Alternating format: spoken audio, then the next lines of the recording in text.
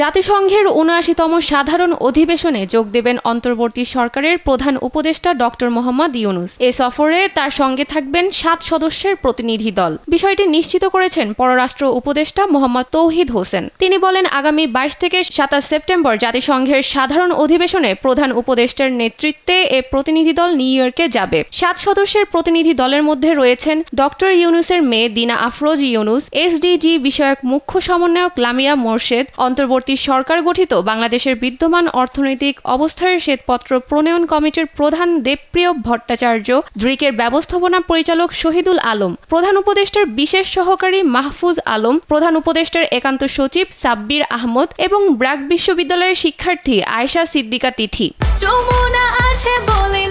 Jamuna refrigerator, খাবার fresh তো life জম্পেশ। এর আগে রোববার পররাষ্ট্র মন্ত্রণালয়ে এক ব্রিফিংয়ে মোহাম্মদ তৌহিদ হোসেন জানান, জাতিসংঘের সাধারণ অধিবেশনে যোগ দিতে সংক্ষিপ্ত সফরে অন্তর্বর্তী সরকারের প্রধান উপদেষ্টা ডক্টর মোহাম্মদ ইউনূস নিউ ইয়র্কে যাবেন।